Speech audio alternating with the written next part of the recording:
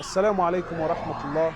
My brothers and sisters, something that's really been eating up at me is the amount of lying and cheating and dishonesty that has become abundant in our community. How many of us, my brothers and sisters, we're lying to the welfare system, we're lying to Centrelink, we're lying in this, family daycare stuff. For what? For what? For a few extra dollars at the end of the week? Sisters are walking into Centrelink with her hijab, kids in the pram, kid on her hand, and she's pregnant, and she's filling out paperwork, signing it, claiming that she's in a de facto relationship.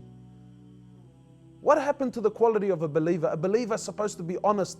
A believer is supposed to be truthful in all of his dealings, in all of his transactions. Indonesia, a whole nation, it embraced Islam. How? Because they seen how the Muslims used to deal in their business, and they knew this was something special. These people are too honest. This was something special, and they embraced Islam. A whole nation. And yet look at the way we deal. Our beloved Prophet Muhammad sallallahu alaihi wasallam was always concerned about his earnings. Always concerned that everything he earns is halal. To the point where, imagine, the Prophet of Allah, he's seen his grandson Al-Hassan, and he had a date in his mouth. Imagine this is a young boy who had a date. The Prophet of Allah, he ran to his grandson and took the date out of his mouth. He said to him, "What are you doing? Don't you know that this is charity?" And the family of the Prophet Muhammad sallallahu alaihi wasallam, he doesn't eat from the charity. Imagine a date, he was concerned about it. Yet you and I today, no one cares anymore.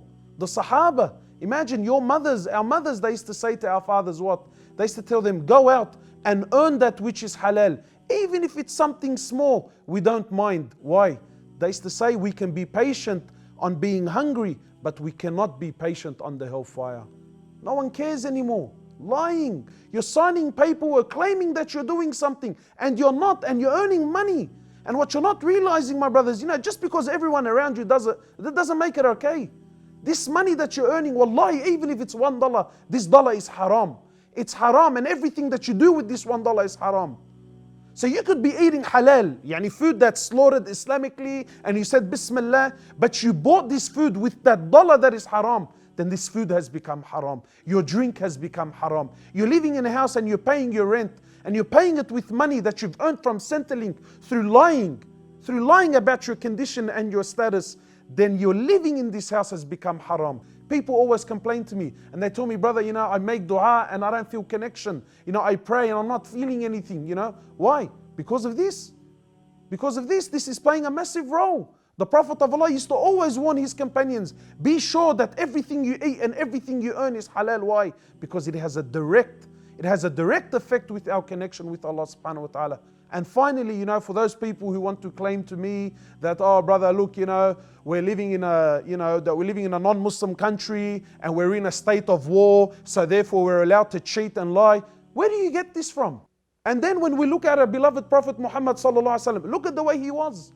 When he was in a real state of war, when the people of Mecca were after him and they had a bounty on his head and they were going after him to kill him and have his head, and the Prophet of Allah, he left Mecca to go to Medina, what did he do?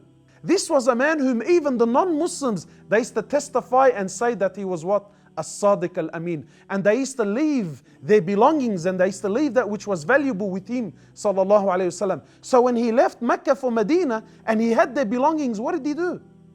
He left his cousin Ali bin Abi Talib radiallahu ta'ala anhu. He said, Ali, you stay behind and you give these non-Muslims, you give back to them which belongs to them.